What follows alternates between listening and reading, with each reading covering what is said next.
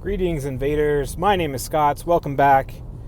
Today we're going to be doing an episode of On the Road Reviews as I'm stuck in traffic on my way home from work. Hence the fabulous setting sun at about 5 o'clock in the evening. Makes for great lighting, right? But today we're going to be talking about Fahrenheit 451 and my initial reactions. I had not read the book before. I have not seen any of the movie adaptations. So, as part of my backlist bookathon, I had a copy of this that I'd found at a thrift store a while ago, and it's been sitting on my shelf for a long time. So I finally had just finished listening to the audiobook of this this morning on my way in. It was narrated by Tim Robbins, who is an actor guy known for movies such as this one and this one, that I'll fill those in at editing because I know the name, I know the voice, but I can't recall his films offhand. Anyway, Fahrenheit 451. Let's talk about it. This will probably be spoiler filled because there's just some initial thoughts I have about certain things that are relevant to the plot. Some things are not. So, I won't get into the plot synopsis. Obviously, most people have read this book in school and know what it's about. But I went into it just knowing a little bit about, books are being burned. But I didn't understand, I didn't read up on the book as to why and so on and so forth. So, I thought it was a good story.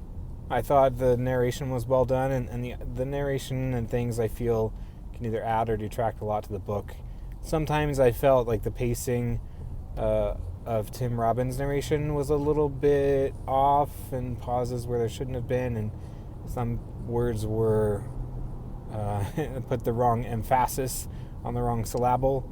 So some of that was weird. It made me kind of crinkle my eyebrows, and while I was listening to it, I have a little bookmark in the book just to mark my page, and so I can kind of flip through and make sure there's no like diagrams or visual things in the book. I don't typically read along with the audio. I just listen to the audio. I got it from the library. The audio copy I got from the library, and the book obviously was from the thrift store. But sometimes I do that. So if I find old books at a thrift store, I'll get it and then I'll listen to the audio because that's pretty much all I can do. Anyway, off topic. If you want to try this on audio, as well as millions of other audiobooks, which are fantastic for my hour-long commute as I get stuck in traffic, please go to audibletrial.com/bookinvasion and sign up for a free trial. That helps me out. It'll help you out from discovering great audiobooks, and get a free audiobook on me. You're welcome. My gift to you. Go try it out. audibletrial.com/bookinvasion. The link is in the description box below. So, back to the story.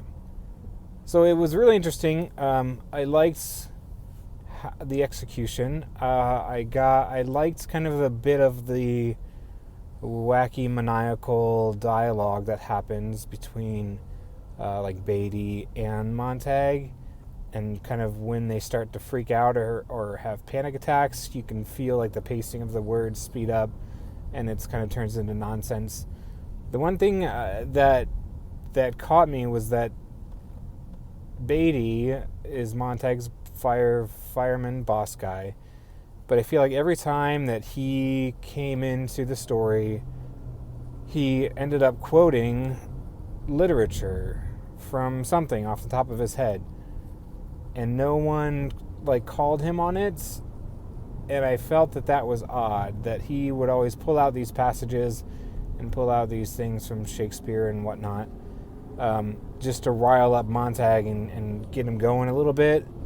But it's, it's like, well, if you know all of these literary quotes, then should that not imply that he is also an avid reader, or that he reads books, that he did he read books prior to the fireman being a thing and books being banned. I felt like he was a culprit. He was guilty just as much as everyone else because he did that, I suppose. Or maybe he just has a memory, or, he's one of those guys who took home a book for 24 hours and then burned it. But isn't that just, doesn't that implicate him as being also a person who needs to be punished for expanding his own knowledge through books? I don't know. I felt like that was something where I was like, well, every time, especially before, Montag pulls the trigger on him, like he kept spouting off all these passages. And I thought that was weird. I thought that if Beatty was the leader of the firemen, he should be the most unread person, and he thinks that books are evil, so should he not go around and spouting passages of all these to everybody? I thought that was kind of weird.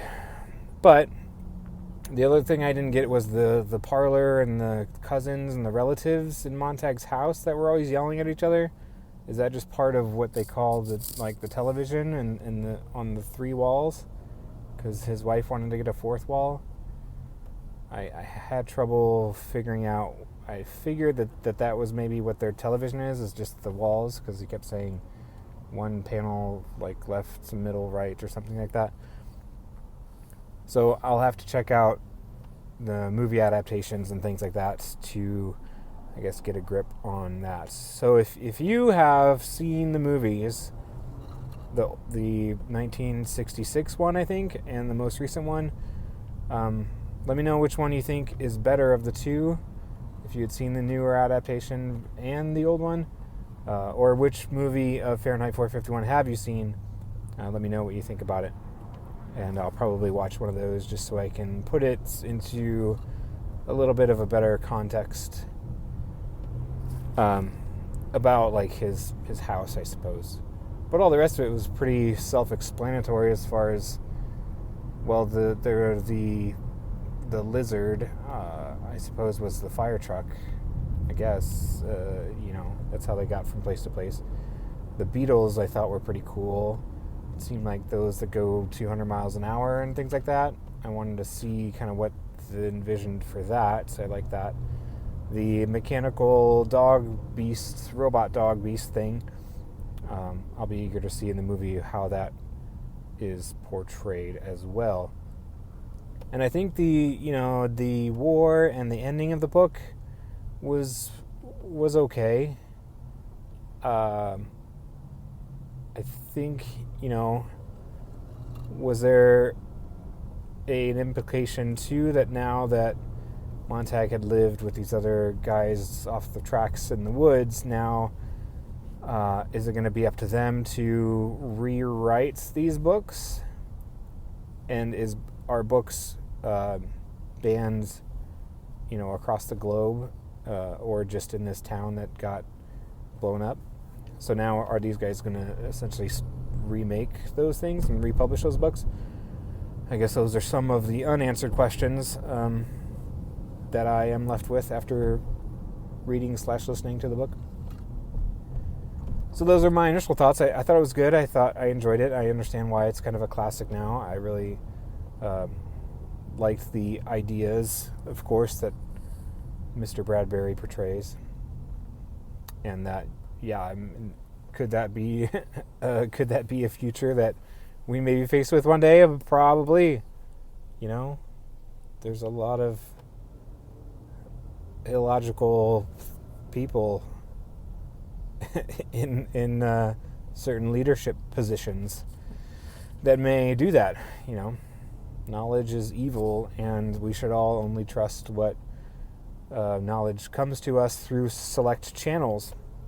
And books and ideas portrayed in fiction and science fiction should all be wiped out and erased, because it incites these radicalizations of the way things could be as opposed to the way things are. Very kind of dystopian stuff. That's the kind of stuff that I like. So anyway, those were my initial thoughts on Fahrenheit 451 after I just finished listening to the audiobook. today.